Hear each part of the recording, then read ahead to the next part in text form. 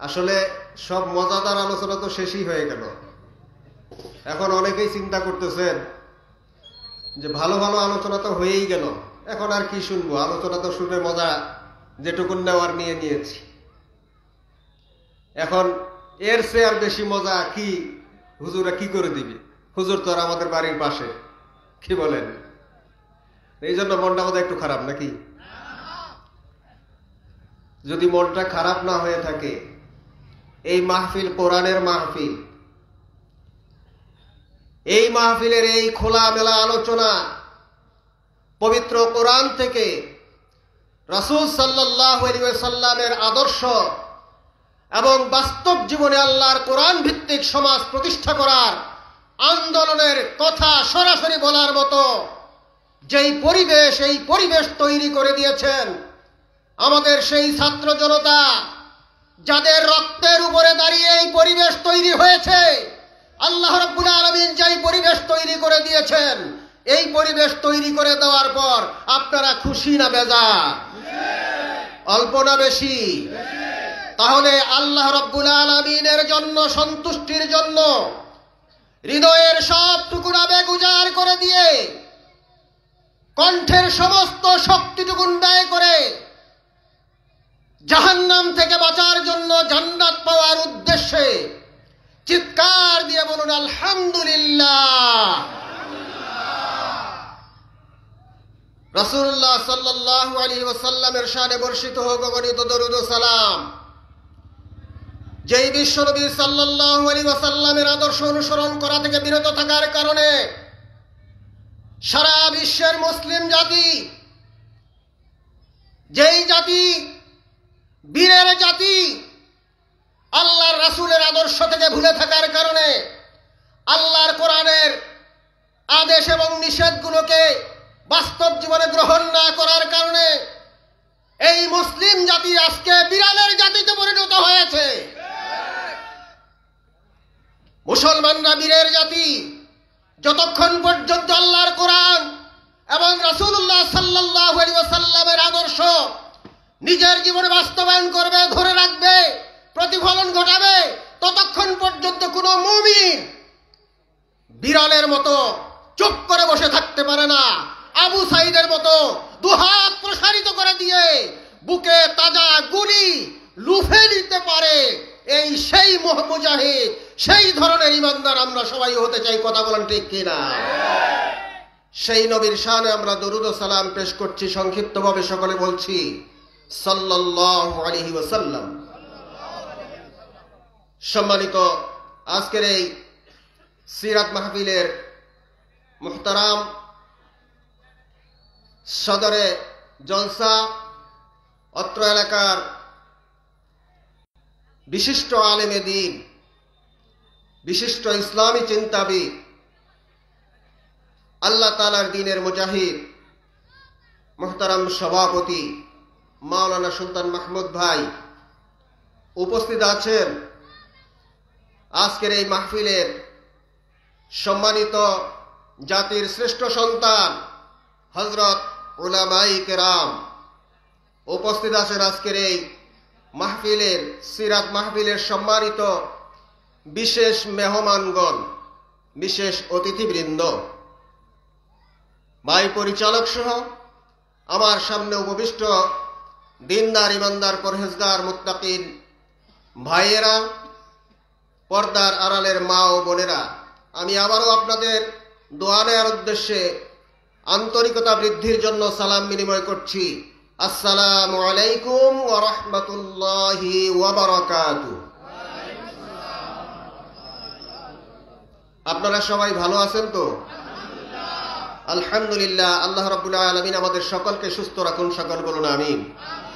আল্লাহ রাব্বুল আলামিন আমাদের সকলকে বিভিন্ন প্রকার দুর্যোগ, রোগ ব্যাধি, দুঃখ, কষ্ট, যন্ত্রণা থেকে এবং বিভিন্ন প্রকার প্রাকৃতিক দুর্যোগ থেকে এবং সকল প্রকার দুর্ঘটনা থেকে, সর্বোপরি আল্লাহ রাব্বুল আলামিনের জমিনের উপরে আল্লাহর কোরআনের শত্রু, আল্লাহর শত্রু, আল্লাহর রাসূলের শত্রু শয়তানের ওয়াসওয়াসা থেকে আমাদের সকলকে হেফাজত করুন, সকলে বলুন আল্লাহুম্মা আমিন। আমার বন্ধুগণ, আমি আলোচনা লম্বা করব না, কারণ আসল আলোচনা আপনারা আগে শুনেছেন। কাজেই মজার আলোচনা আমার কাছে নাই। আমি শুধু কোরআন থেকে কয়েকটি আয়াতে কারিমা বলার চেষ্টা করব। যে আয়াতে কারিমা তেলাওয়াত করেছি সেই আয়াতে কারিমাকে সামনে রেখে পবিত্র কোরআন থেকে 2-4টি আয়াতে কারিমা আপনাদের খেদমতে পেশ করে আলোচনা শেষ করব ইনশাআল্লাহ। সম্মানিত ভাইয়েরা, আপনারা জানেন যে তাফসীর এমন একটা বিষয়, যেই বিষয়টা আসলে ওই কোনো ঘটনা বললে একটা আন্তরিকতা থাকে, মজা থাকে, জানার ইচ্ছা থাকে, কিন্তু যখন ক্লাসে তাফসীর পড়ানো হয়, হাদিস পড়ানো হয়, তখন কিন্তু তত বেশি মজা লাগে না।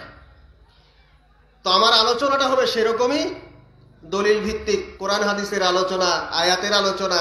আমি কিচ্ছা কাহিনী বলতে পারবো না, মজার মজার বক্তব্য কিন্তু আমি দিতে পারবো না। তবে আমাদের পূর্বে আল্লাহ রাব্বুল আলামিন তাদেরকে সকলকে হায়াত তাইয়্যিবা নসিব করুন। যারা বিশেষ করে হারিবাসা ইউনিয়নের চেয়ারম্যান সাহেব, আপনারা জানেন উনি একজন জেনারেল শিক্ষিত মানুষ। একজন জেনারেল শিক্ষিত মানুষ হয়ে এরকম একটি সিরাত মাহফিলে পবিত্র কোরআনের আয়াতে কারিমার দলিল দিয়ে, প্রমাণ দিয়ে কথা বলতে পারার যোগ্যতা অর্জন করেছেন। সকলে বলুন আলহামদুলিল্লাহ। এইরকম যোগ্য মানুষ বাংলাদেশ জামাত ইসলামী তৈরি করছে। আল্লাহ রাব্বুল আলামিন তাদের যোগ্যতাকে আরো বাড়িয়ে দিন, আমিন।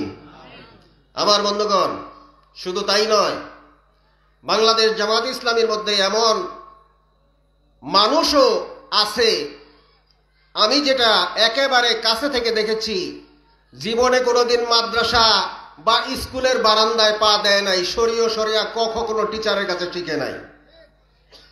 এমন মানুষও বাংলাদেশ জামাত ইসলামীর মধ্যে আছে, যিনি এই জামাত ইসলামীতে অংশগ্রহণ করার পর এখন যদি কোনো মসজিদে ইমাম খুঁজে পাওয়া না যায়, খুতবা দেওয়ার জন্য যদি ইমাম খুঁজে পাওয়া না যায়, তাকে বললে তিনি ছুটে চলে যান এবং কোরআন হাদিসের ব্যাখ্যা তাফসীর করে তিনি খুতবা দিয়া ইমামতি করেন। সকলে বলেন আলহামদুলিল্লাহ।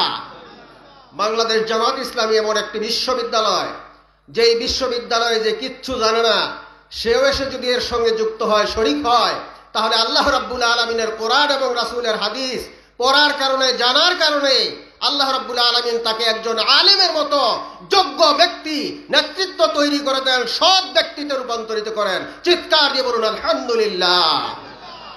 সম্মানিত ভাইয়েরা, আগে ভালো আলোচনা হয়েছে, আমি তো আলোচনা ভালো করতে পারবো না, কিন্তু আমার পরে যে আরো মজার আলোচনা আছে, এই জন্য কি আপনারা কি রাগ করবেন?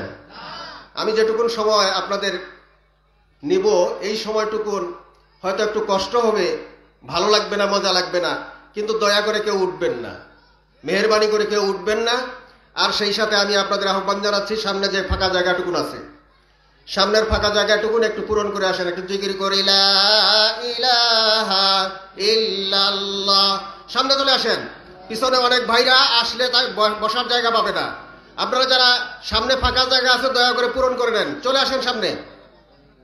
লা ইলাহা ইল্লাল্লাহ, লা ইলাহা ইল্লাল্লাহ, লা ইলাহা ইল্লাল্লাহ, মুহাম্মাদুর রাসূলুল্লাহ সাল্লাল্লাহু আলাইহি ওয়াসাল্লাম। সম্মানিত ভাইয়েরা, আমি পবিত্র কোরআন শরীফ থেকে ছোট্ট একটি আয়াত তেলাওয়াত করেছি। সেই ছোট্ট একটি আয়াত সামনে রেখেই আমার সংক্ষিপ্ত কথা বলবো ইনশাআল্লাহ। সেই আয়াতটি হচ্ছে সূরা আল ফাতহ, পবিত্র কোরআনের 48 নম্বর সূরা, 28 নম্বর আয়াত। এই আয়াতের উপরে আমি সংক্ষিপ্ত দু একটি কথা বলেই শেষ করবো ইনশাআল্লাহ। আমার বন্ধুগণ, আল্লাহ রাব্বুল আলামিনের অশেষ মেহেরবানিতে আল্লাহ তাআলা আমাদের এলাকার মধ্যে অসংখ্য মানুষ আছে, যাদের মধ্য থেকে আল্লাহ তাআলা আমাদেরকে বাছাই করেছেন। কি বলেন, কথা ঠিক না? আল্লাহ তাআলা আমাদেরকে বাছাই করেছেন, এই জন্য আমরা আসতে পেরেছি।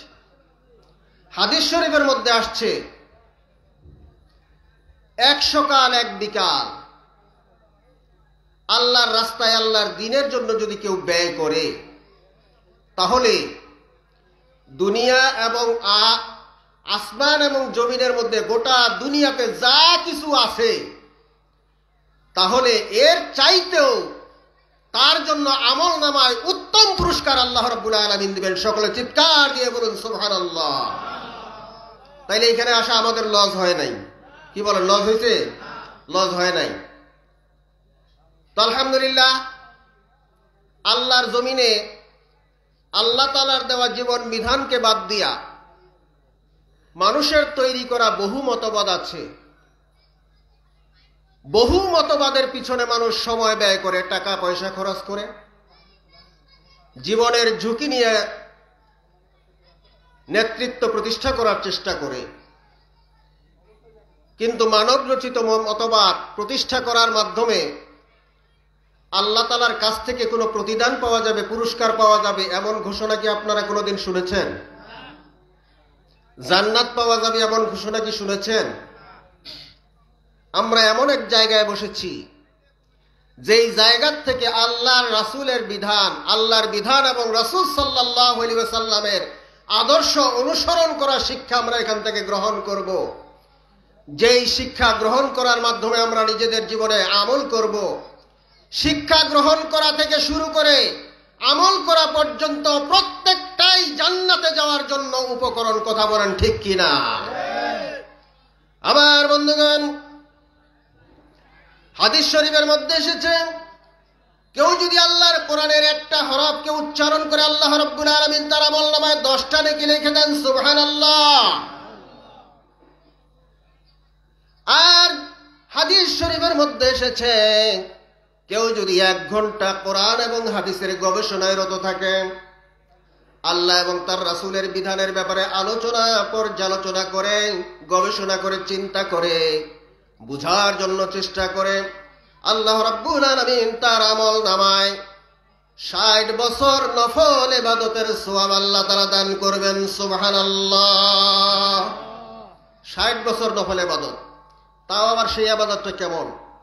সেই ইবাদতটা হলো, একজন মানুষ যদি ইসলামী আন্দোলনের দায়িত্ব পালন করে, জিহাদের ময়দানে পূর্ণ দায়িত্ব পালন করে, সকাল থেকে সারা দিন পর্যন্ত যদি জিহাদের ময়দানে দাঁড়িয়ে থাকে, যুদ্ধের ময়দানে থাকে ইসলামকে প্রতিষ্ঠিত করার জন্য, এবং সে যদি সারা দিন রোজা রাখে, এরপরে সন্ধ্যার পরে মাগরিবের পর থেকে নিয়ে আসা পর্যন্ত সারা রাত ধরে যদি কোরআন তেলাওয়াত, নফল জিকির, আজকার, কোরআন হাদিসের আলোচনা, গবেষণা, চিন্তা, এইগুলি যদি সারা রাত ধরে ইবাদত এভাবে করতে থাকে দাঁড়িয়ে দাঁড়িয়ে, ওই ব্যক্তি 60 বছরে যেই পরিমাণ সওয়াব তার আমলনামায় জমা হবে, 1 ঘন্টা কোরআন এবং হাদিসের আলোচনা শোনা, বুঝা, জানার মাধ্যমে ওই সমপরিমাণ 60 বছর নফল ইবাদতের সওয়াব আল্লাহ রাব্বুল আলামিন আপনার আমলনামায় দান করবেন। সুবহানাল্লাহ।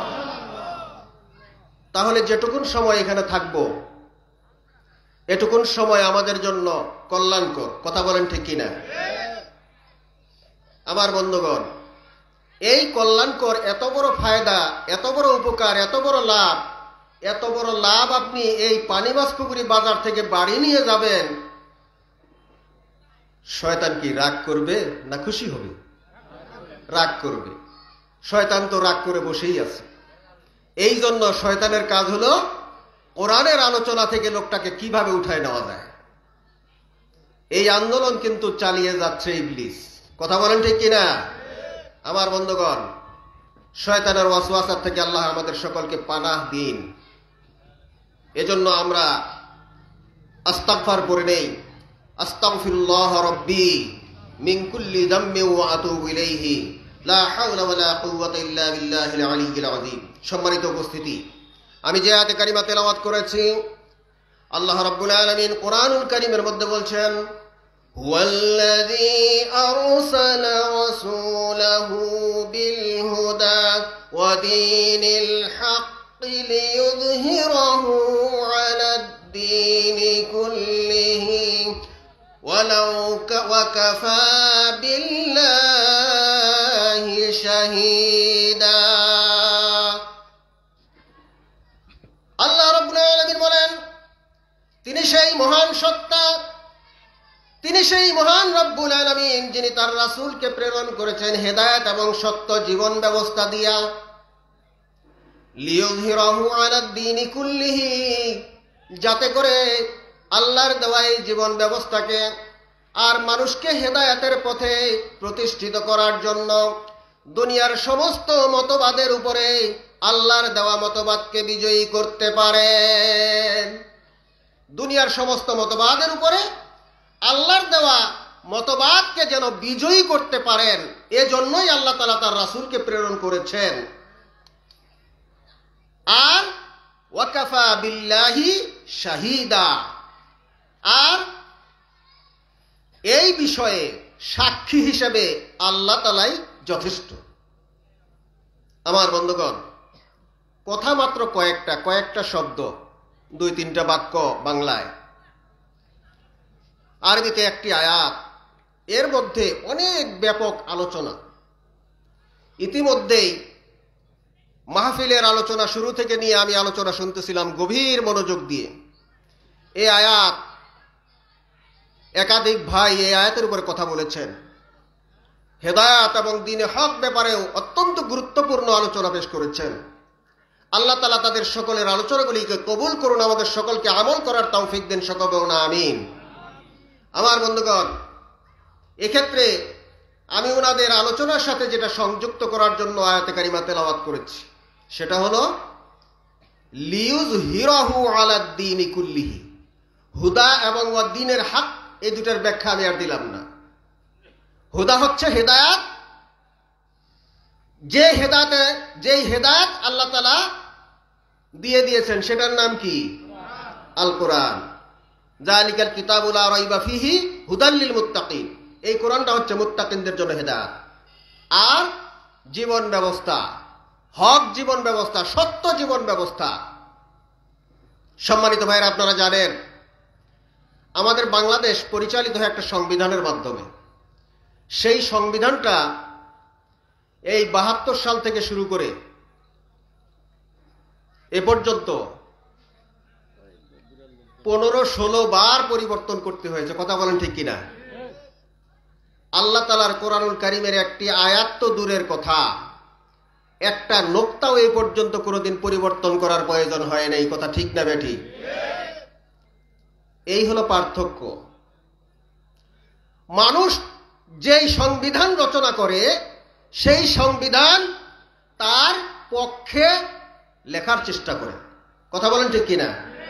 যে ক্ষমতায় থাকে সংবিধানটা তার মতো করে সাজায় নেয়, তার যেন লাভ হয়। কিন্তু যখন উল্টা হয় তখন ওই ফাঁদে আবার উনিই পড়ে যায়। কথা বলেন ঠিক কিনা? সম্মানিত ভাইরা, আমরা জানি আয়নাঘর তৈরি করেছিল লেডি ফেরাউন। কথা বলেন ঠিক কিনা? কি জন্য? মানুষকে শাস্তি দেওয়ার জন্য। আল্লাহ তাআলা উনাকে এমন শাস্তির মুখোমুখি করবেন ইনশাআল্লাহ, যে আয়নাঘর উনি তৈরি করেছেন সেই আয়নাঘর উনার জন্যই প্রযোজ্য। কথা বলেন ঠিক কিনা? সম্মানিত ভাইয়েরা, মানুষের তৈরি করা মতবাদ মানুষ তৈরি করে তার স্বার্থের রক্ষার জন্য। কথা বলেন ঠিক কিনা? আর আল্লাহ রাব্বুল আলামিন এই পবিত্র কোরআনুল কারীম নামক যে সংবিধান রচনা করেছেন, এই সংবিধান রচনা করেছেন দুনিয়ার সমস্ত মানুষের কল্যাণের জন্য। কথা ঠিক না বেটি? আমার বন্ধুগণ, আল্লাহ রাব্বুল আলামিন কোরআনুল কারীমের মধ্যে বলছেন, ফালা ওয়া রাব্বিকা লা ইউমিনুনা হাত্তা يحكموك فيما شجر بينهم ثم لا يجدوا في أنفسهم حرجا مما قضيت ويسلموا تسليما। فلا وربك, আপনার রবের কসম, আপনার প্রতিপালকের কসম, ওই ব্যক্তি ততক্ষণ পর্যন্ত মুমিন হতে পারবে না হাত্তা ইউহাক্কিমুকা ফীমা শাজারা বাইনাহুম, যতক্ষণ পর্যন্ত না তাদের মধ্যে কোনো বিচার বিবাদ যদি সৃষ্টি হয়ে যায় বিচারের জন্য, সেই বিচারের ক্ষেত্রে বিচার ফয়সালা করার জন্য যতক্ষণ পর্যন্ত না আপনি নবীকে বিচারক হিসেবে মেনে না নিবে ততক্ষণ পর্যন্ত তারা মুমিন হতে পারবে না। আমার বন্ধুগণ, মুমিন এত সহজ? মুমিন হতে হলে, ঈমানদার হতে হলে আল্লাহ তাআলা কোরআনুল কারীমের মধ্যে ঘোষণা দিয়ে জানাই দিলেন বিচার ফয়সালা করার জন্য আল্লাহর রাসূলকে বিচারক মেনে নিতে বলছেন আল্লাহ তাআলা। কথা বলেন ঠিক কিনা? আমার বন্ধুগণ, এখানে কি মানুষের তৈরি করা মতবাদ দিয়ে বিচার ফয়সালা করতে বলছেন আল্লাহ? আমার বন্ধুগণ, ইতিপূর্বে আলোচনায় এসেছে ওয়ামাল্লাম ইয়াহকুম বিমা আনজালাল্লাহু ফাউলাইকা হুমুল কাফিরুন ফাউলাইকা হুমুজ জালিমুন ফাউলাইকা হুমুল ফাসিকুন। তিনটি আয়াত কোরআনুল কারীমের মধ্যে এসেছে। এই তিনটি আয়াত থেকে প্রমাণিত হয়েছে, আমরা প্রমাণ পেয়েছি বিচার ফয়সালার ক্ষেত্রে আল্লাহর কোরআনকে যারা গ্রহণ করবে না তারা কাফির, তারা জালিম, তারা ফাসিক হয়ে যাবে। আমার বন্ধুগণ, দুনিয়ায় আপনি আপনার তৈরি করা মানুষের তৈরি করা যত মতবাদই আপনি অনুসরণ করেন না কেন, সেই মতবাদ দিয়ে যদি সমাজের মধ্যে মানুষের বিবাদ মীমাংসা করার জন্য, যদি বিচার ফয়সালা করার জন্য ওই আইনকে ব্যবহার করেন, আল্লাহর কোরআনের আইনকে যদি বাদ দিয়ে দেন তাহলে কি শাস্তি হবে ইতিমধ্যেই আমরা প্রমাণ পেয়ে গেছি। কথা বলেন ঠিক কিনা? আমার বন্ধুগণ, এজন্য আল্লাহ রাব্বুল আলামিনের কোরআনুল কারীমের এই সংবিধানকে আমাদের বাস্তব জীবনে মেনে নিতে হবে। শুধু মেনে নিতে হবে না, কোরআন শুধু তেলাওয়াত করলেই হবে না। কোরআন শুধু তেলাওয়াত করার জন্য কোরআন নাজিল হয় নাই। কোরআন তেলাওয়াত করার জন্য অথবা কোরআন দিয়া তাবিজ করে শিফা অর্জন করার জন্য কোরআন নাজিল হয় নাই। যদিও কোরআনের আয়াত পড়ে ফু দিলে অনেক রোগ ভালো হয়ে যায়। কথা বলেন ঠিক কিনা? কোরআন শুধু এজন্য আসে নাই, কোরআন এসেছে জন্য লিইয়ুযহিরাহু আলাদ-দীনি কুল্লিহি। আল্লাহ তার রাসূলকে কোরআন দিয়ে পাঠিয়েছেন, দ্বীনে হক দিয়ে পাঠিয়েছেন। দ্বীনে হক হচ্ছে এই দিন, এই কোরআনুল কারীমের বিধান, এটাই সত্য বিধান। কথা বলেন ঠিক কিনা? দুনিয়ায় যত মানুষের তৈরি করা মতবাদ আছে, সেই মতবাদ আর এই কোরআনের কারীমের মতবাদের সঙ্গে যদি তুলনা করা হয় তাহলে দেখা যাবে আমরা যদি দুটো শ্রেণীতে ভাগ করি, একটা হলো সত্য আর একটা হলো মিথ্যা। দুইটাই তো শব্দ, তাই না? সত্য আর বিপরীত হলো মিথ্যা। এখন এই আল্লাহর কোরআনকে যদি এক পাশে রাখা হয়, দুনিয়ার সমস্ত মতবাদগুলিকে যদি এক পাশে রাখা হয়, তাহলে আল্লাহর কোরআনকে আপনি কোন উপাধি দিবেন? সত্য দিবেন না মিথ্যা দিবেন? কোরআনুল কারীমকে কি বলবেন, সত্য না মিথ্যা? কোরআনুল কারীম হচ্ছে সত্য, কারণ এটা আল্লাহ তাআলার কিতাবের মধ্যে কোনো ভুল নাই। জালিকাল কিতাব লা রাইবা ফিহি, এই কোরআনের মধ্যে কোনো সন্দেহ নাই। অতএব এটা হলো চিরসত্য, চিরন্তন সত্য। কথা বলেন ঠিক কিনা? আল্লাহর কোরআনুল কারীমের জীবন ব্যবস্থা, এই সংবিধান যদি সত্য হয়ে থাকে, আল্লাহর কোরআন যদি সত্য হয়ে থাকে, তাহলে এই কোরআনুল কারীমের বিপরীতে রাখা মানুষের তৈরি করা যত সংবিধান আছে তাহলে সেগুলি কি হবে? কথা কি বুঝতে পেরেছেন? তাহলে একটা হলো সত্য আর একটা হলো মিথ্যা। এটা হলো আল্লাহ তাআলার তৈরি করা কিতাব, এজন্য এটা সত্য। আর মানুষের তৈরি করা যে বিধান সংবিধান, সেটা আল্লাহ তাআলার কোরআনুল কারীমের তুলনা অনুযায়ী সেটা মিথ্যায় পরিণত হবে। কথা বলেন ঠিক কিনা? সম্মানিত ভাইরা, এখন আমরা সত্যের পক্ষে থাকবো না মিথ্যার পক্ষে থাকবো? সিদ্ধান্ত আপনাদের। সত্যের পক্ষে আমাদের থাকা উচিত। কি বলেন ঠিক কিনা? সম্মানিত ভাইরা, সত্যের পক্ষে যদি থাকেন তাহলে আল্লাহ তাআলা তার রাসূলকে এই কোরআনকে প্রতিষ্ঠিত করার জন্য, বিজয়ী করার জন্য পাঠিয়েছেন। তাহলে কোরআনকে বিজয়ী করার জন্য কাজ রাসূলুল্লাহ সাল্লাল্লাহু আলাইহি সাল্লাম করেছেন। সত্য না মিথ্যা? আল্লাহ রাসূল কি এই জীবন ব্যবস্থাকে প্রতিষ্ঠিত করার কাজ করেন নাই? রাসূল সাল্লাল্লাহু আলাইহি সাল্লাম কি শুধু মসজিদের মধ্যে কোরআন মানতেন? শুধু কি আল্লাহ এবং তার রাসূলের স্মরণ, আল্লাহ তাআলাকে স্মরণ করার জন্য তাসবিহ জপতেন? আল্লাহ রাসূল সাল্লাল্লাহু আলাইহি ওয়াসাল্লাম 17 বছর বয়স থেকে শুরু করে তার জীবনের 23টি বছর 40 বছর বয়স পর্যন্ত আল্লাহর কোরআন নাজিল তখনও হয় নাই। কোরআন নাজিল হয়েছে 40 বছর বয়সে প্রথম। কথা বলেন ঠিক কিনা? 40 বছর বয়সের পূর্ব পর্যন্ত 17 বছর থেকে শুরু করে আইয়ামে জাহিলিয়াতের মতো অন্ধকার যুগ থেকে তার নিজস্ব মতবাদকে ব্যবহার করে, চিন্তা চেতনাকে ব্যবহার করে 23টি বছর বিশ্বনবী সাল্লাল্লাহু আলাইহি ওয়াসাল্লাম জাহিলিয়াতের অন্ধকার যুগ থেকে আপনারা ইতিপূর্বে যা শুনলেন জাহিলিয়াতের যুগের অবস্থা, সেই অবস্থা থেকে অশান্তি দূর করে শান্তি প্রতিষ্ঠা করার জন্য চেষ্টা করেছেন, কিন্তু সফল হতে পারেন নাই। কথা ঠিক না ঠিক? আমার বন্ধুগণ, বিশ্বনবী সাল্লাল্লাহু আলাইহি সাল্লাম ছিলেন একজন সত্যবাদী মানুষ। আলামিন যাকে বলতো সবাই তাকে আলামিন বলে বিশ্বাস করত, স্বীকার করে নিত, ঘোষণা দিত। তারা এই ব্যক্তিকে, শিশু মুহাম্মদ সাল্লাল্লাহু আলাইহি সাল্লামকে, যুবক মুহাম্মদ সাল্লাল্লাহু আলাইহি সাল্লামকে এত বিশ্বাস করত, সমস্ত আমানত তারা তার কাছে সব থেকে বেশি নিরাপদ মনে করত।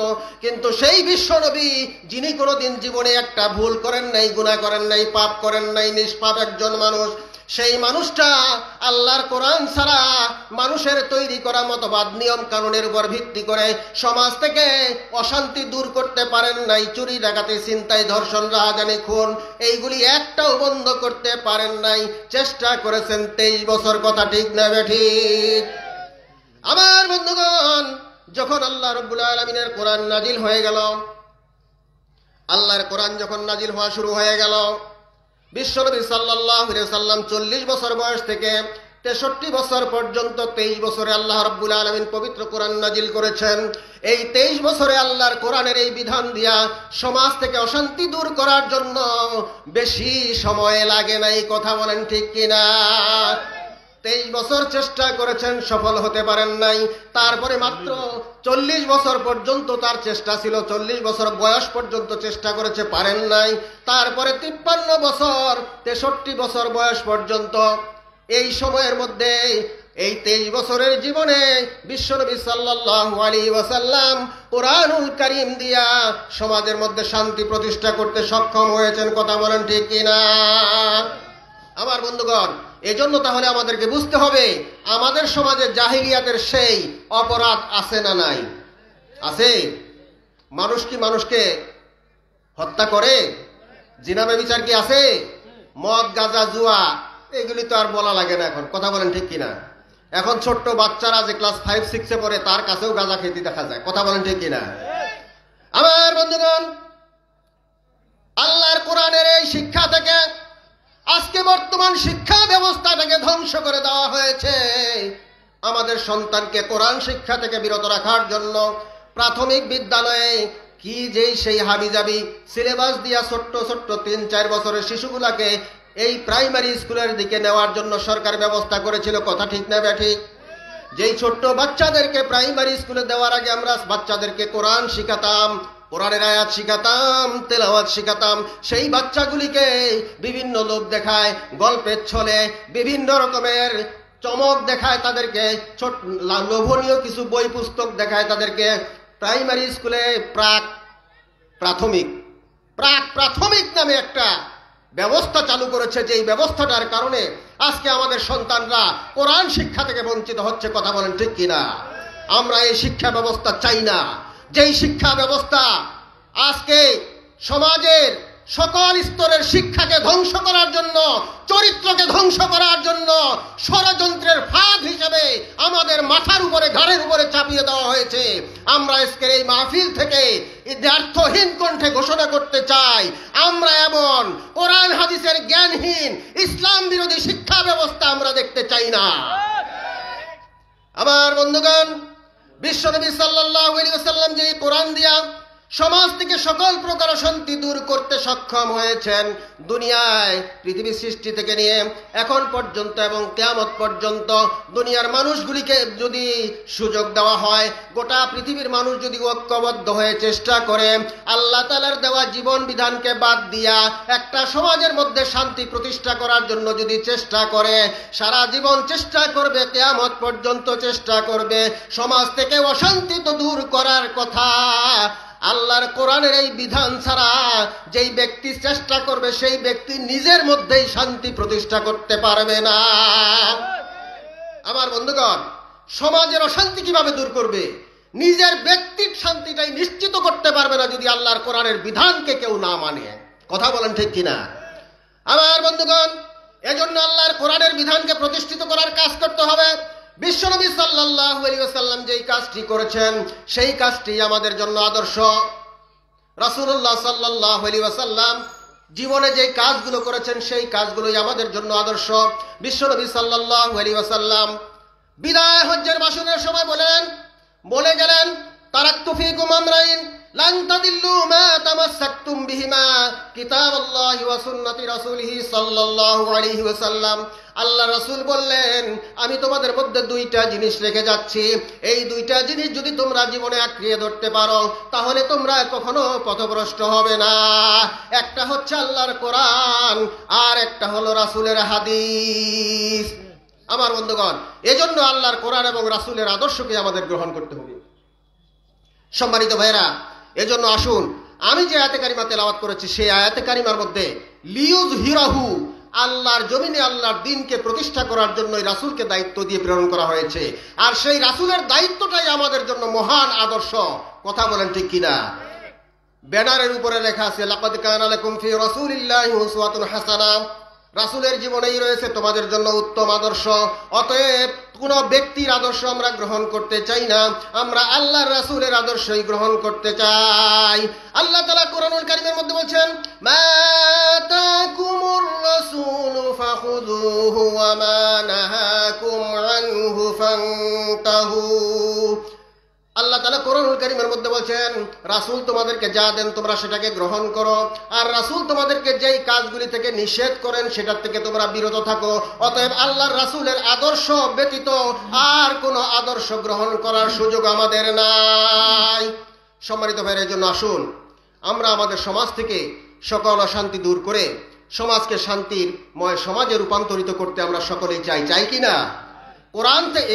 কোরআনুল কারীমের মাধ্যমে আল্লাহর জমিন থেকে সকল অশান্তি দূর হোক, সকল দুর্নীতি দূর হোক, ফ্যাসিবাদের মতো যত মানুষ আছে তাদের সকলের চরিত্র পরিবর্তন হয়ে আল্লাহর রাসূলের কোরআন, আল্লাহর রাসূলের আদর্শ এবং আল্লাহর কোরআন ভিত্তিক তাদের চরিত্র তৈরি হোক। এটা আপনারা চান কিনা? কারা কারা চান একটু দুহাত তুলে দেখান। আল্লাহর জমিনে আল্লাহর কোরআনে কারীমের মাধ্যমে আল্লাহ রাসূলের আদর্শ প্রতিষ্ঠার মাধ্যমে সমাজের সকল মানুষগুলি ভালো হয়ে যাক, আমরা দোয়া করি আল্লাহ তাআলা সকলকে হেদায়েত নসিব করুন, সকল না আমিন। সেই সাথে আমি আপনাদের কাছে উদাত্ত আহ্বান জানাচ্ছি, আসুন সামনে যে দিনগুলো আসছে আমাদের সামনে, এই সামনের দিনগুলো বাংলাদেশকে একটি ইসলামী রাষ্ট্র হিসেবে, কল্যাণমূলক রাষ্ট্র হিসেবে আমরা সকলেই দেখতে চাই। আপনারা কি রাজি আছেন না নাই? সম্মানিত ভাইরা, এজন্য আমাদেরকে এখন কাজ করতে হবে, আল্লাহর কোরআনকে আমাদেরকে বুঝতে হবে এবং রাসূলের আদর্শকে আমাদের বাস্তব জীবনে শেখার জন্য বেশি বেশি করে হাদিস অধ্যয়ন করতে হবে, কোরআন অধ্যয়ন করতে হবে। এজন্য বাংলাদেশ জামাত ইসলামী একজন আদর্শ মানুষ, রাসূল সাল্লাল্লাহু আলাইহি ওয়াসাল্লামের সাহাবায়ে কেরামের মতো আদর্শ মানুষ তৈরি করার জন্য, রাসূলের আদর্শ প্রতিষ্ঠা করার জন্য চেষ্টা চালিয়ে যাচ্ছেন।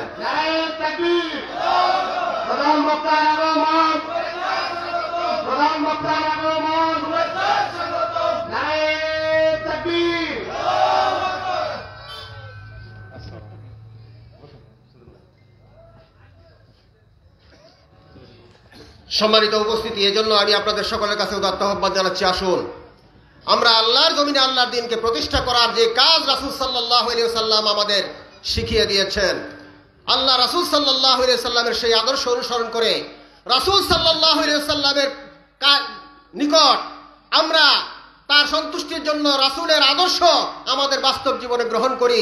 শুধুমাত্র মুখে রাসূলের ভালোবাসা নয়, আন্তরিকভাবে আল্লাহ রাসূলকে ভালোবাসার অর্থে আমরা আল্লাহ রাসূলের আদর্শকে আমাদের জীবনে গ্রহণ করে নিয়ে রাসূলুল্লাহ সাল্লাল্লাহু আলাইহি ওয়াসাল্লামের মতো দান মুবারক শহীদ করে দেওয়ার মতো ঝুঁকি নিয়ে আমরা আল্লাহর জমিনে আল্লাহর দ্বীন প্রতিষ্ঠা করার কাজ করি।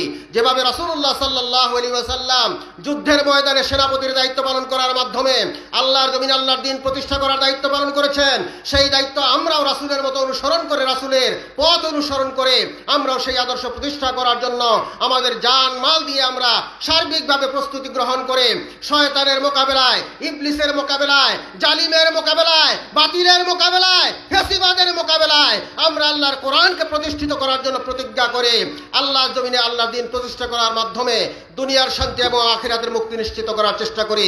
আল্লাহ রাব্বুল আলামিন আমাদের সকলকে তৌফিক দান করুন, আমিন। ওয়া আখিরু দাওয়াহুম আনিল হামদুলিল্লাহি রাব্বিল আলামিন। ওয়াসসালামু আলাইকুম ওয়া রাহমাতুল্লাহি ওয়া বারাকাতুহু।